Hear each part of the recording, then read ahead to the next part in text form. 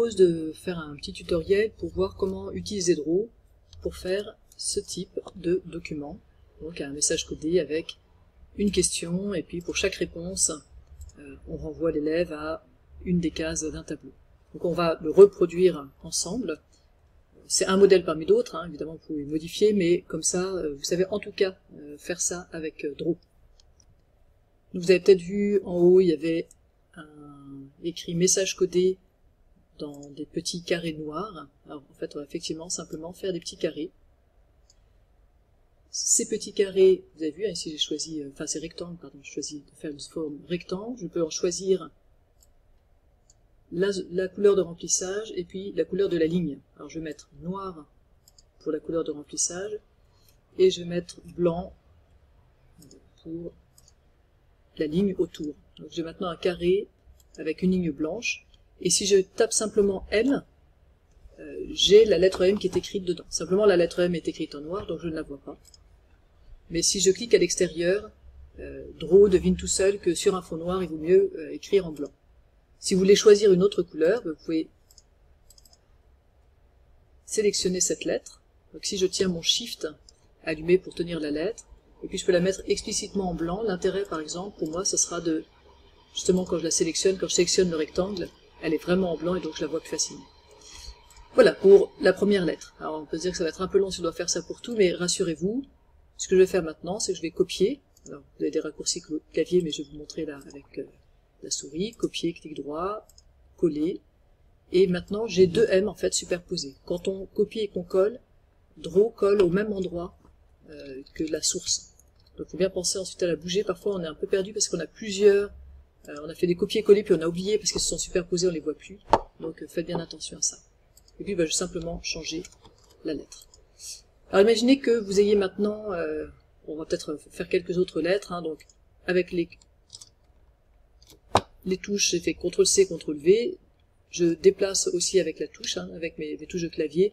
En général, on va plus vite avec les touches de clavier qu'avec la souris, donc j'encourage à le faire. Et puis, je peux aussi maintenant sélectionner ces trois-là.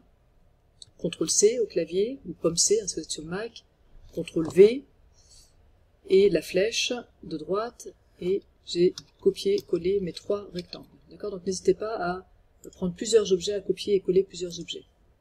Donc, je vais changer les lettres ici. Message.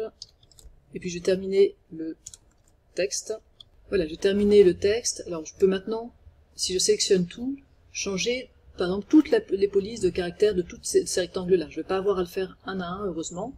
Vous voyez qu'ici dans mes propriétés, alors si jamais vous ne voyez pas ce panneau à droite, j'aurais peut-être dû vous le dire tout de suite, c'est peut-être que vous êtes par exemple sur forme ou sur style et formatage, etc. Donc allez bien sur propriétés, et si vous ne voyez pas du tout ce panneau latéral, parce qu'il a été fermé, vous cliquez ici simplement sur propriétés.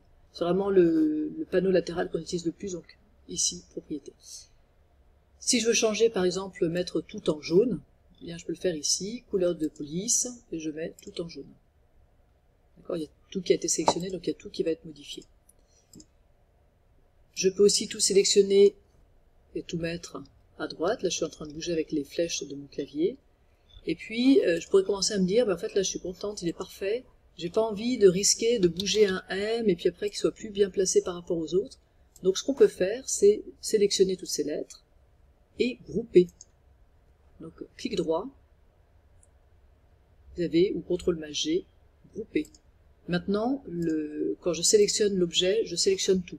Alors je peux à nouveau changer la couleur de la police, et ça s'applique à tout l'objet qui est composé de plusieurs objets, qui est donc groupé. Et puis si je déplace, je ne risque pas de déplacer une chose et pas l'autre. L'objet est toujours sélectionné en toutes choses ensemble. Alors on va créer les petits tableaux qui correspondaient aux questions. Je pourrais être tenté de reprendre une lettre, et puis maintenant que c'est groupé, je ne peux plus prendre la lettre. C'est pas grave, je fais un clic droit, dissocier. Donc ce n'est plus groupé, je peux à nouveau sélectionner une lettre seule, la copier et la coller. Donc elle se colle à l'endroit où j'ai fait la copie, et la déplacer. Et puis après je peux regrouper ça, donc CTRL+G au clavier, et effectivement vous voyez que je ne peux plus sélectionner juste une chose, ça sélectionne tout. Alors ici on va écrire comme texte Q1, ce sera la première question, et on va marquer en dessous réponse 1, réponse 2, réponse 3. J'ai fait des copier-coller pour obtenir réponse 1, réponse 2, réponse 3, et puis ici, je vais faire un copier-coller où je pourrais rajouter un autre rectangle, mais j'ai bien envie qu'il ait la même taille, donc je vais copier, coller, et puis déplacer. Alors je vous conseille de déplacer avec les flèches plutôt qu'avec la souris, parce qu'en déplaçant à droite, je suis sûr aussi de ne pas descendre, par exemple, alors qu'avec la souris, je contrôle moins bien.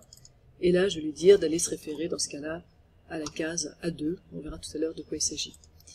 Et puis, là, je vais changer.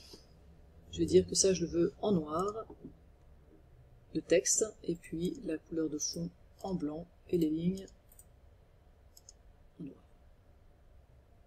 Je vais pas changer la couleur de la ligne ici en noir.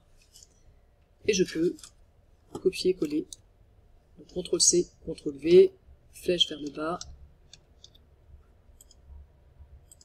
CTRL-C, CTRL-V, flèche vers le bas.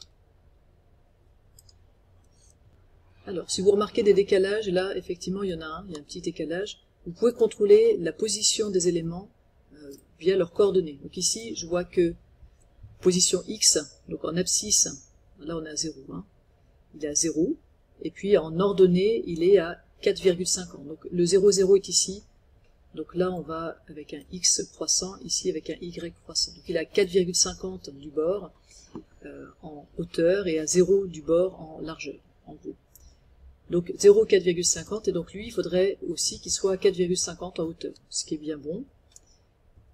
Et à 1,50 en largeur, si vous voulez, enfin en décalage vers la droite. Ici, je suis à 5,70, et donc ici, je devrais être à 5,70, 1,50, c'est tout bon. Je lis ici, et puis là, 0,690, et donc ici, il faudrait que je sois à 1,50, 6,90, et c'est tout bon. Donc en fait, les décalages, ils viennent que de la ligne blanche ici, qu'on ne voit pas. Et si vous trouvez ça pas très joli, vous pouvez tout sélectionner, et puis ici, aller dans la ligne, et puis mettre tout en noir, par exemple, pour bien montrer que c'est bien aligné. On peut aussi rajouter une case vide, si vous trouvez un peu bizarre ce Q1 qui sort de nulle part.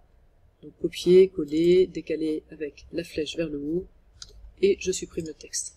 Une fois que j'ai un tableau dont je suis contente, je peux le grouper, si je le veux, CTRL Maj G, ou bien clic droit, grouper, et puis le copier, le coller, et le répéter. Alors je vais faire ça. Alors remarquez que quand vos objets sont groupés, vous ne pouvez pas sélectionner un seul objet, mais vous pouvez quand même modifier le texte dans un objet. Donc ça c'est assez pratique, vous n'êtes pas obligé de dégrouper pour modifier le texte dans un objet. J'ai donc créé 5 questions, et maintenant je vais faire mon tableau des correspondances pour que chaque réponse corresponde à un bout de ma phrase. Ce que je vais faire, c'est que je vais récupérer, alors si c'était groupé, donc je peux faire un CTRL-C, CTRL-V, hop, je vais récupérer ça pour faire un bout de mon tableau. Ici, je vais dégrouper, donc dissocier, et je vais prendre la partie de gauche, donc copier, coller, pour faire cette partie de mon tableau. Là, je vais dégrouper, on peut encore faire un CTRL ALT Maj G, et puis je vais pouvoir comme ça en supprimer certains. Voilà, je fabrique mon tableau comme ça. Donc ici, ce seront mes colonnes A, B, C, D, et j'ai mis 1, 2, 3, 4 pour les lignes. Et maintenant, je vais recréer les cases de mon tableau. Alors, on parlera juste après des tableaux, de pourquoi j'utilise pas des tableaux ici. Donc j'ai fait CTRL-C, CTRL-V, et je décale ma ligne.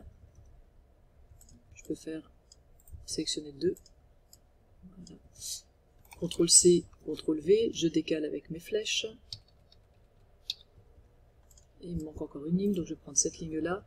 Vous voyez que n'est sélectionné que ce qui est intégralement à l'intérieur de la sélection. Ce que vous touchez avec votre sélection, mais qui n'est pas entièrement inclus dans la sélection, ne sera pas sélectionné. Voilà, comme ça j'ai mon tableau, et ces lignes, toutes ces cases-là, je voudrais qu'elles soient, donc remplissage, rempli en blanc. Et puis peut-être avec une ligne noire. Voilà, j'ai un début de tableau. Je vais être gêné par contre parce que j'ai vraiment pas la place d'écrire grand chose là. Alors, pas de panique, je peux sélectionner tout ça, et puis étirer à droite, et vous voyez que ça étire chaque colonne d'autant, ce qui fait que mon tableau reste bien équilibré. Alors maintenant je vais pouvoir commencer à faire une phrase. Ce que je propose c'est de faire la phrase et puis ensuite de mettre des leurs. Par exemple, on va marquer bonjour.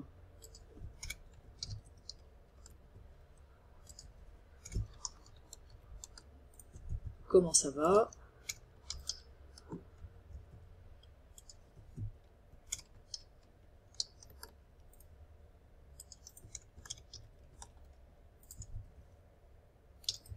Et puis, par ailleurs, vous mettez des leurs, et puis évidemment, les bonnes réponses vont aller vers le bonjour, comment ça va.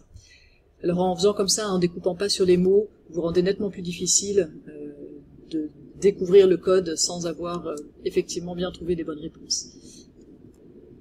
Une dernière chose, j'avais dit que je vous parlerai des tableaux. Vous pouvez effectivement insérer des tableaux et faire tout ça directement. Simplement, visiblement, ça demande beaucoup de ressources. En tout cas, sur mon ordinateur, qui pourtant est assez puissant, parfois, Draw se met à planter, alors que quand je fais des cases comme ça marche bien. Par ailleurs, on a un petit peu moins de...